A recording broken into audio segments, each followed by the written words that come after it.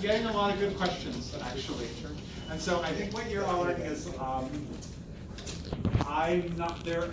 I'm looking for like subjective answers and for you guys to justify it. That's the big thing. Like, so drawings can be a little bit off sometimes. I'm not looking for like, you know, clear, absolute atomic resolution detail, but just like your general impressions of what a sequence would generally look like in its folded form.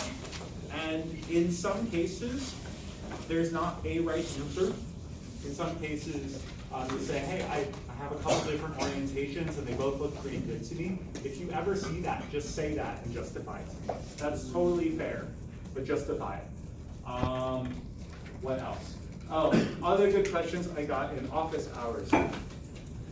How do I treat glycines? Hydrophobic, hydrophilic, what are they? It's kind of nothing, right? So when I think, okay, so where would putting a glycine really help for a protein?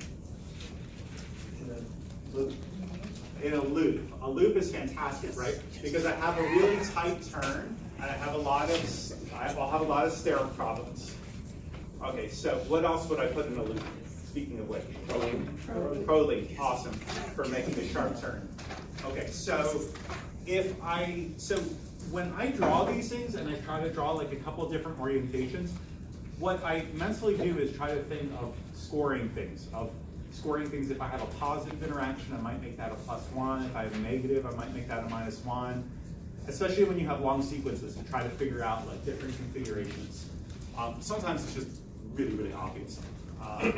But for glycines, I kind of just don't give them anything. Like glycines in an aqueous environment, like exterior of a protein, are totally fine. Interior of a protein, still pretty good. So I almost ignore them. Loops, I'll pay attention to them. But otherwise, not a big deal.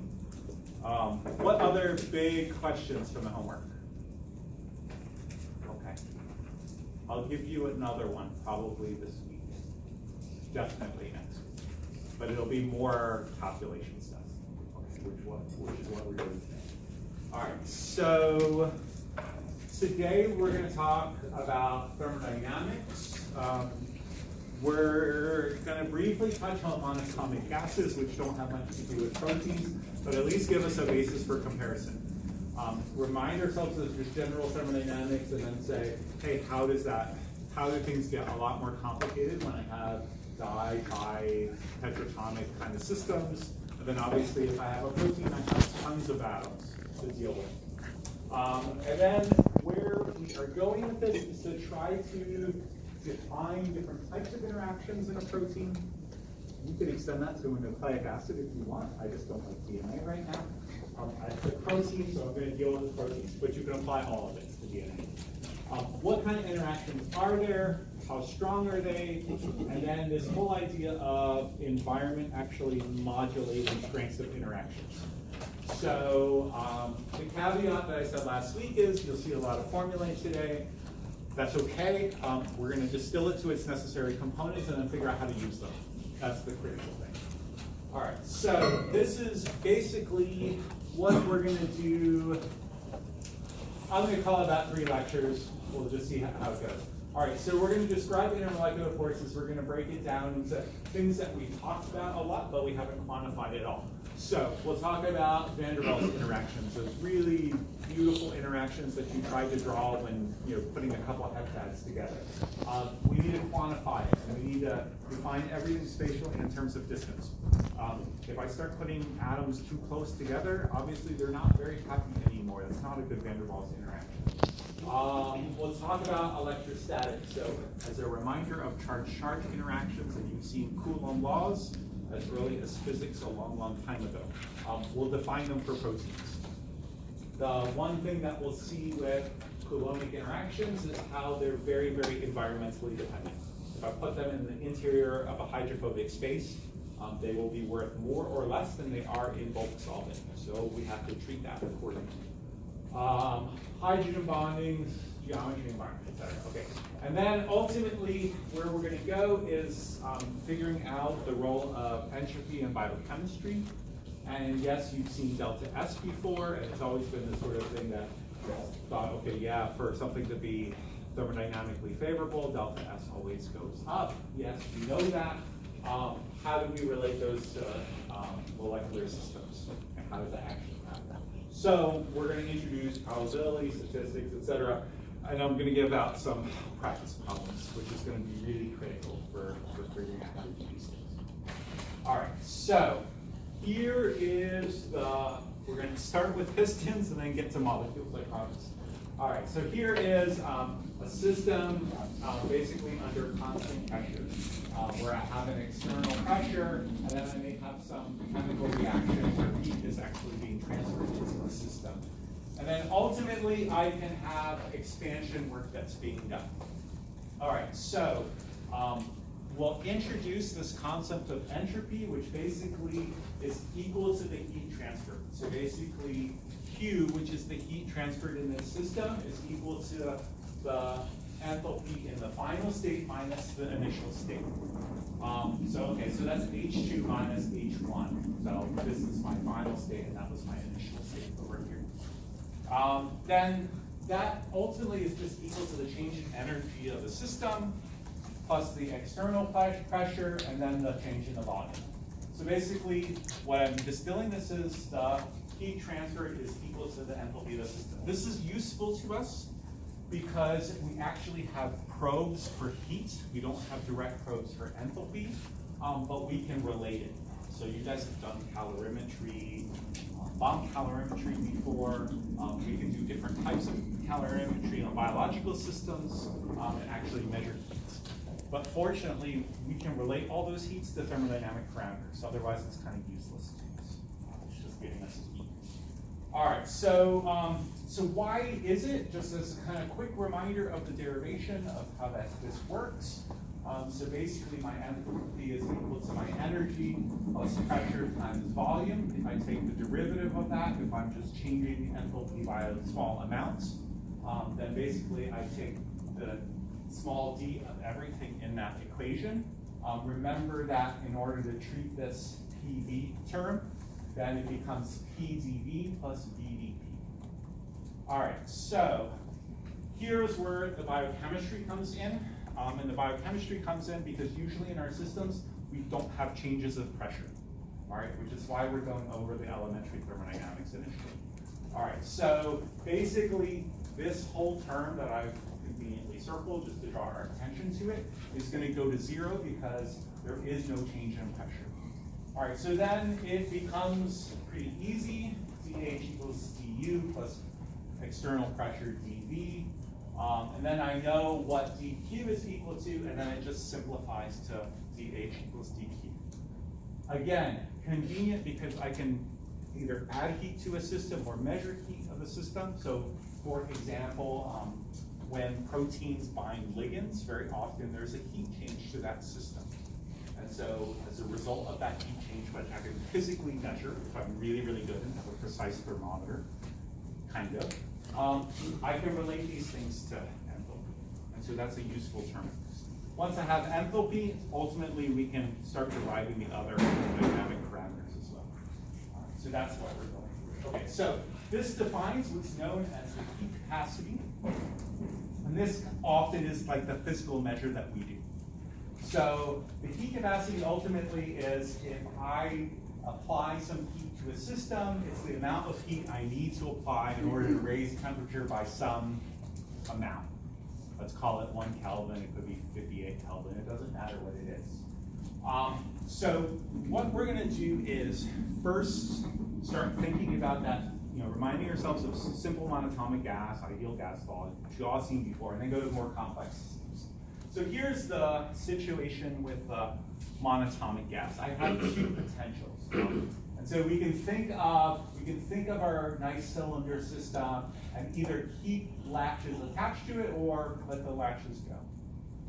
Okay, so in one case, we're keeping the latches on, meaning that we're keeping the system at a constant volume, right? Because we can't do any expansion in this particular case. So if I do it and keep everything closed and I apply heat to it, what do I really change? Well, I can't change any kind of volume terms because I'm keeping everything latched.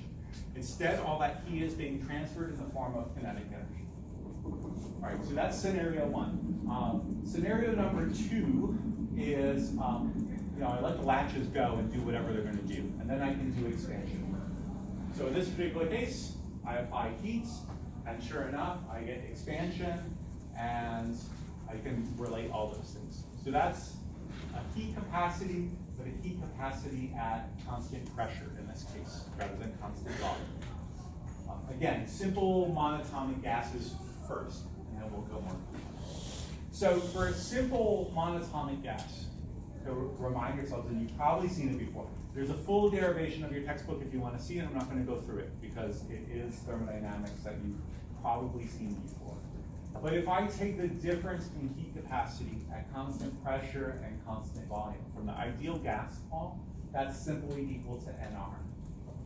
Okay, that's an equation. What does that mean? All right, well, it means that we know NR is a constant and a positive value.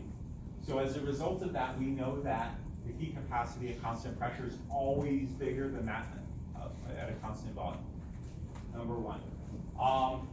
We also know that as we add heat to a system with constant volume, all that changes is the kinetic energy of the system. That's just by simple definition. All right, that's going to contrast to more complex molecular systems that we're interested in. Under constant pressure conditions, some of the heat goes into expansion. Okay, pretty logical from the diagram. All right, so that's simple monatomic, boring monatomic gases. What happens with the protein? All right, so this is the change of heat capacity at constant pressure, biological system. We're not going to change the pressure as a function of temperature. All right, so if we were to do that for a monatomic gas, what would that dependence look like? It would not look like this, by the way. What do we think it would look like? Just a steady going up. Just be a line going up. And the reason is we're just changing the kinetic energy of the systems. That's it. All right, this is not a line, far from it, right? It is going up a little bit if we were to squint really hard. I've drawn little lines just to show that's the case. But what we see is a really dramatic change right around here. So all of a sudden, the heat capacity goes up, and then it goes back down again. All right, if we want to think about this curve, think about it this way. All right, protein at 20 degrees. Really, really happy, totally folded, great interactions, etc. As I start ramping the temperature up, I get partial unfolding of the protein, and then ultimately, if I keep doing it, I get complete unfolding of the protein. This thing's denatured, wiggling all which way. All right, so it's much more complex than a monatomic gas because I have different phase transitions that I'm interested in. This point right here that I've drawn, that I put the red line on, that's what's known as the TM, or the melting temperature of the protein. So at this apex right here, I'm 50% folded, 50% unfolded for a simple transition. I'll show you in another way. But ultimately, we've got to understand this is not like a monatomic gas at all. All right, so why is a more sophisticated macromolecule behave this? All right, so just as an introduction to the methods, because there's lots of easy methods to do this. You could do this by calorimetry if you really want and have the instrumentation. Or ultimately what I need to do is have a heat block and have something that I can measure. All right, so one easy way to do it is by using this little conjugated system. This is a fluorescent molecule. And what this does is it binds to hydrophobic sites in proteins. Okay, so if we think about our really beautiful 4-helix bundle. We said, okay, well, the interior is hydrophobic. So in the low temperature state, the dye binds, but it doesn't bind very well because there's not much hydrophobic sites. As I start ramping the temperature up and start denaturing the protein, all of a sudden those nice hydrophobic sites in the interior get all released, right? Because they're all kind of wiggling around, and now the dye binds. It fluoresces when it hits those hydrophobic sites, and I have a signal that I can measure. So really simple. So this is a dye called Cipro. The behavior of the dye, the fact that it changes based on environment of whether it's in a hydrophobic versus hydrophilic state, this is a phenomenon that's called sulfatochromic, meaning that the color of something changes depending on the solvent, just aqueous or hydrophobic. So really easy thing. Now, you can do calorimetry also, which is essentially probably what this is. A technique called isothermal calorimetry. If this guy doesn't, all you need is some way to measure fluorescence. That's nice. All right, so this is a convenient way, a convenient different way of looking at that graph. So rather than dealing with heat capacities, we're just going to look at fraction unfolded, but you could also do fraction folded on the y-axis, versus temperature on the x-axis. Okay, so you see the curve looks a little bit different, but it's pretty informative. Nothing at low temperatures. Protein's perfectly happy until I hit some temperature where it starts to unfold. Again, this midpoint, 50% unfolded, 50% folded, that's the melting temperature. You've probably seen melting temperatures for DNA, right? Right. Same idea. Same thing with making duplex DNA and pulling it apart. And then ultimately, right, I get to 100% unfolded and it saturates again. So this shape is what's known as sigmoidal. And basically what it derives from is the fact that there's a two-state transition, one from folded to one that's that's unfolded. Now, the shape is going to vary. How steep that curve is, exactly what temperature it happens at. If I take a protein from what's known as thermophiles, so thermophiles, you can find these archaebacteria, living near, volcanic volcanic vents. Those often have proteins that are incredibly heat stable. So that curve might be shifted down all the way out here as a fact. In theory, you can take a curve like this and you can extract all the heat capacities, delta H's, and TM's very easily by curving, which we'll do now. All right, so here is the important contrast between the monatomic gas and the macromolecule. Now, I'm going to say it right from the beginning. All right, when we have complex molecules, they can take up a lot more different types of energies than just a simple monatomic gas, which you all love from the ideal gas model. Okay, so here's the monatomic gas. The arrows denote kinetic energy, the moving in whatever way. The actual vectors don't really matter at all. Here's a simple system, about 6 molecules. Here's an application of heat. And what we see is, okay, we've increased the kinetic energy of the system. We know that from ideal gas law, particularly under certain pressure conditions. So here's a very simple scenario. Now, the macromolecule is a little different. All right, so I haven't increased the complexity of the system that much. I've gone from monatomic to 4. Okay, it's far from a protein, but the idea is right. So, more complex application of heat. Now, I do see that some of the vectors have increased. Absolutely, right? The length of the arrows have gotten more. I have changed the kinetic energy of the system. However, I do have other things going on as well. For example, if I look at kind of the chemical orientation, you see that all these bonds are trans. And if I look at this particular one, I see that it's cis. Okay, so in this particular case, some of the heat has been used to do something different than just do kinetic energy. So in this particular case, simple case, right? Assisted trans-isomerization. This is a metaphor, meaning that there are all these configurations from a macromolecule that will take up that heat. So it's not all converted into kinetic energy. There's all these other things. Could be isomerization as shown here, but there's all different types of factors, and that's what we need to talk about. All right, so we're going to do everything in terms of potential energy. The book always loves macroscopic examples, but we're going to think of bonds in this way. So just to kind of initiate this.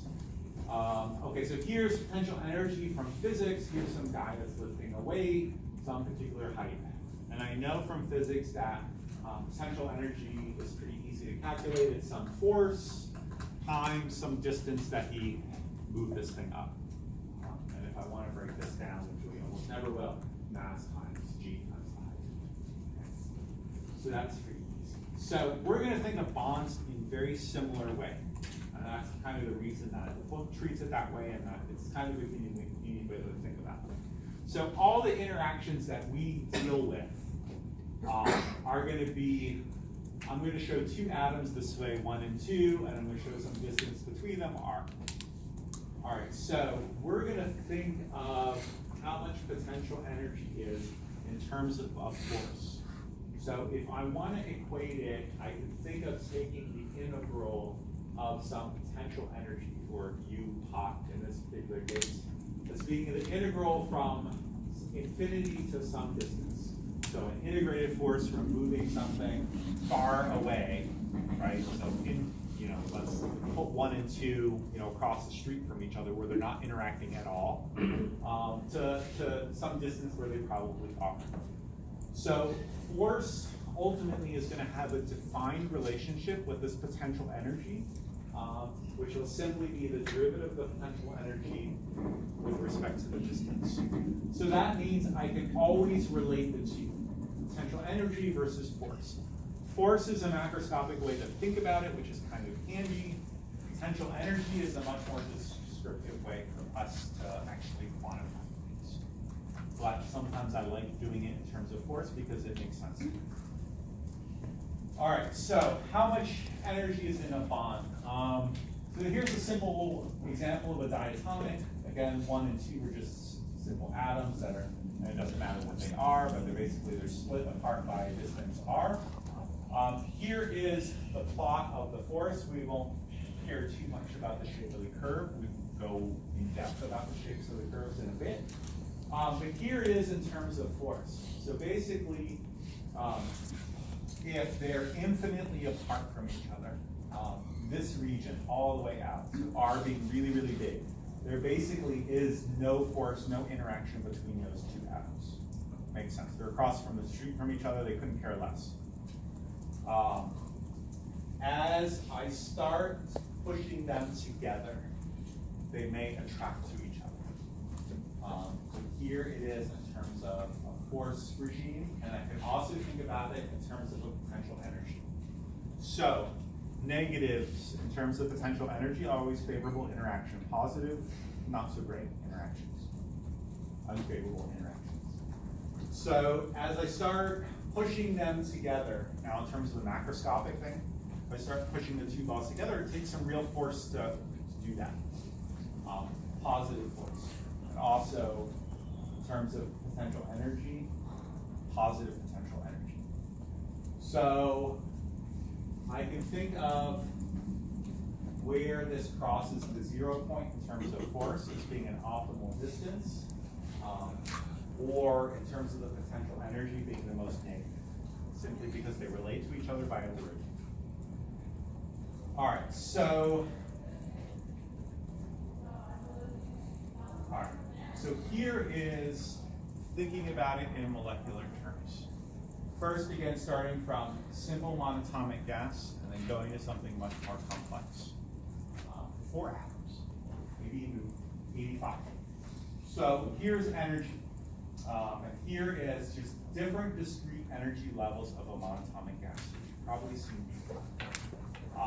Okay, so we said for the case of a monatomic gas, if I put an input of heat, most of it's going to go to kinetic energy.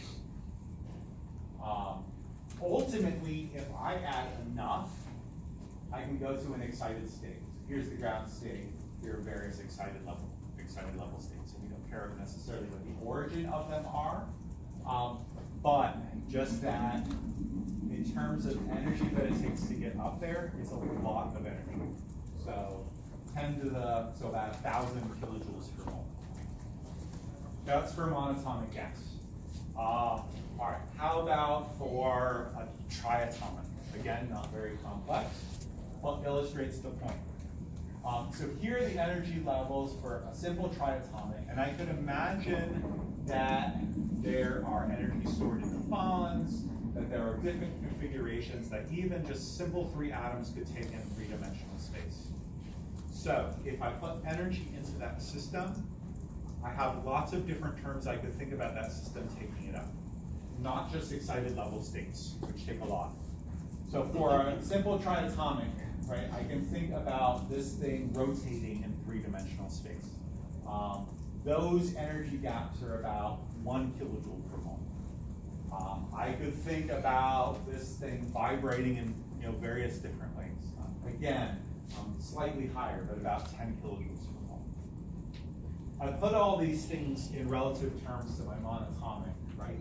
1,000 kilojoules per mole, and they're really low in energy. Meaning, these things are very accessible with the input of heat. So that protein, that sophisticated melting temperature curve, this is why. There's a lot of energy stored up into these other interactions that I have for a protein that I really don't have for a simple monatomic gas, which is why those curves look different. So these states are energetically much more accessible because the gaps are low. Are those ones linear? Yes. Okay. So every energy gap is about. They're getting smaller. Yes. Yep. But it's all about 1 kilojoule. Okay, so in this case, that I'm just focused on that first gap, which is 1 kilojoule. As you're right, as you go further and further out, they're narrowing. We are getting, but for our purposes, we just care about that first gap, because if we don't get that first gap, we're never going to get above it. Good question. All right, so have you got? Okay, so this is where you have to help me for physical chemistry. Did you guys talk about Boltzmann distributions in P-Chem? You did. Okay. Quick reminder of Boltzmann's, and then we'll apply them. So, what we're really interested in is how accessible different excited states are. I said, okay, well, for a monatomic gas, right, they're really high versus a protein, and there's all these various lower levels. We need to define populations of them. How many are in the ground state? How many are in excited state, et cetera? This helps us a lot in thinking about entropy and various other things.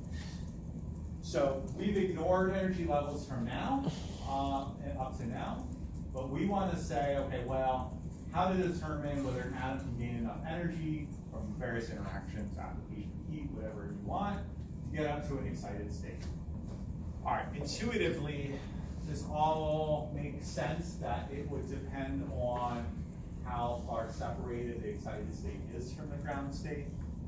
Is it accessible? Is it low energy gap, or is it a huge energy gap that I can never get to? And intuitively, you would also say, hey, it probably depends what temperature I'm at.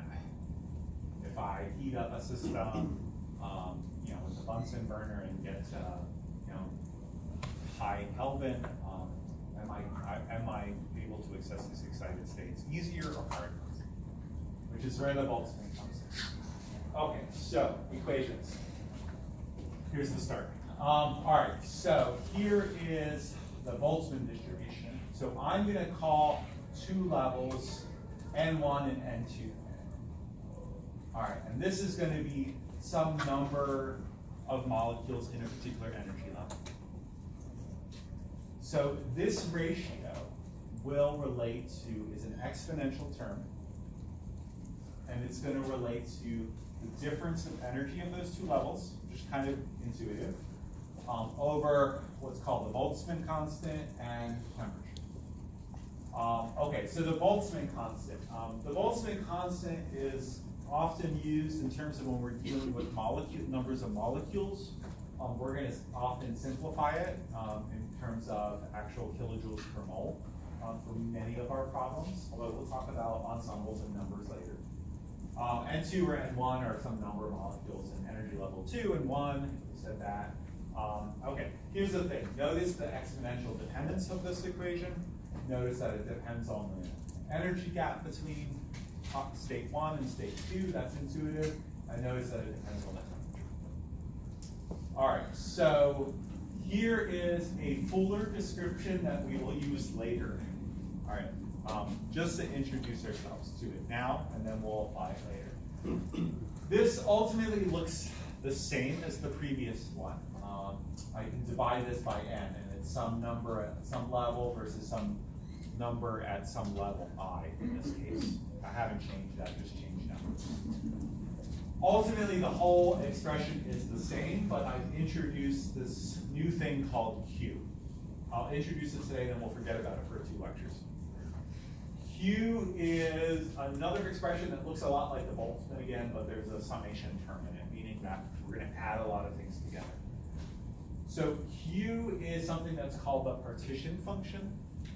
And basically, if I were to summarize the probabilities of finding things in state 1, state 2, state 3, state 4, state 5, however number of states I have, it should equal to 1 at the end of the day. All right, so if I have a two-state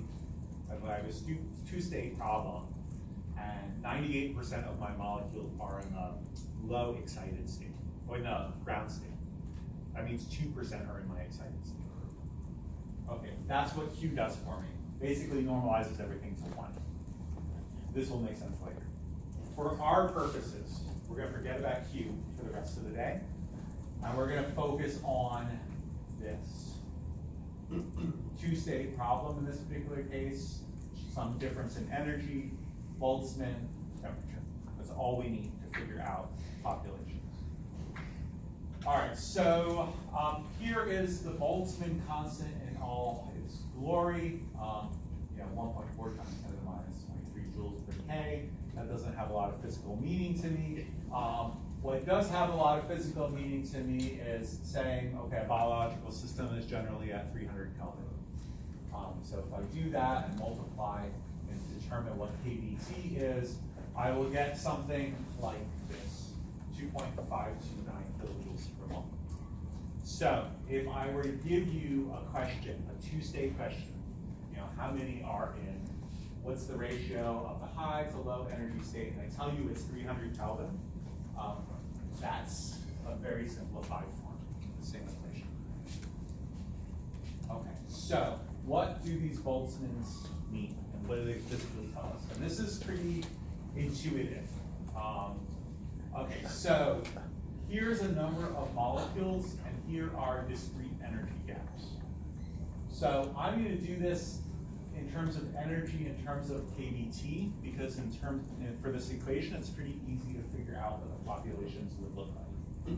Here is the probability or the number of molecules at particular states.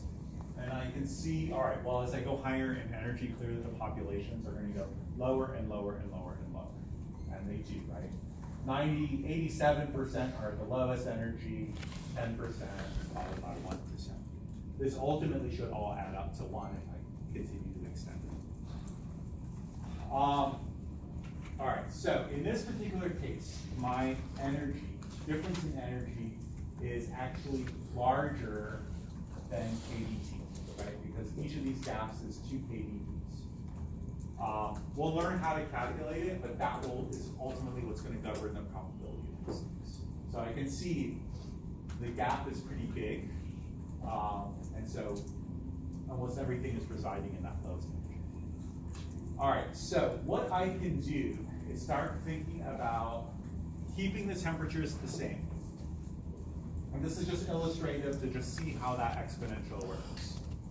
We'll keep the temperature constant, and we're just going to vary the gaps of energy that we're dealing with. So again, think of this example we did before. before as almost like the monatomic gas in the sense that the energy gaps are really, really big. So it's hard to access the excited states. Then we can change the gap. So that's an energy gap that's much bigger than kBT. We can make it about equal to kBT, or we can make it smaller to kBT. So what we're doing is going from huge energy gaps on the left to small energy gaps on the right. All right, you guys are still following? Okay. What we can see is, as we start doing smaller and smaller and smaller energy gaps, you see that these excited state levels are becoming more and more and more populated. Okay, that makes sense, right? Energy gaps are smaller, they're easy to access. Then the energy gaps are huge, harder to access. So, if I think about which of these scenarios best represents left, middle, or right, a monatomic gas, which one is it? Monatomic gas, are energy levels really big or energy levels really small? Big, right? 10 to the third kilojoules per mole. Big. Hard to access. Protein, left, middle, or right? Right. Small energy gaps, lots of different types of interactions, smaller energy. Vibrational terms, rotational terms, everything else. Okay, so you can think about applying these. All right, so I can do the same thing. Now the energy gaps are all the same. I haven't changed them, but what I've changed is the temperature. All right, so same deal. Low temperature on the left, intermediate temperature in the middle, high temperature on the right. And I see the same thing in that as I start applying higher and higher temperature, it is easier to populate these higher energy states. I've added energy into the system, ultimately, which makes it easier to access. All right, so this is another way to look at these distributions instead of probabilities and discrete numbers of particles. And this comes from this same kind of rules govern radiation chemistry when you think about particles being ejected and how much energy that they have. This is a continuum rather than discrete kind of population is 0.85. Here is more of a continuum, which is probably more accurate. So here's energy of particles, here's the number of particles on the y-axis. And I can see, the big thing that I wanted to show with this diagram is to see how that curve changes as I start applying temperature. So here's at 0, here's at 25, and here's at 100. And if I start thinking about integrating these, right, I see that at 100 degrees, I have a lot more particles with higher energy, which is all I'm looking for in terms of the temperature. Okay, so here's useful transformations. I'm not going to do it. Okay, so where are we going? We're going to talk a lot about forces, we're going to talk a lot about energy, and now we want to do more quantitative descriptions and not just have that's interacting with each other. Okay, my practical warning, there's a lot of equations that follow. We're going to look at them practically, and we're going to do problems with them. So, here's the deal with the equations. Don't memorize them all. Actually, you hardly have to memorize any of them, because I'll let you write them all down on sheets of paper. The practical thing I want you to do, though, is look at the equations, look at what functions they are, look how they depend on distance, think about if I take derivatives of them, what will they look like? Are they sine waves? Are they powers? Are they exponentials? Look at the behavior, particularly with distance and some